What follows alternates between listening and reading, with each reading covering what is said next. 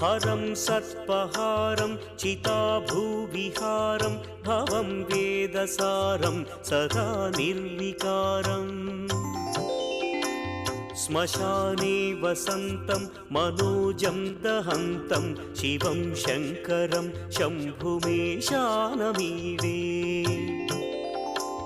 स्वयं यः प्रभाते नरः शूलपाणे पठे स्तोत्ररत्नं त्रिह प्राप्य रत्नम्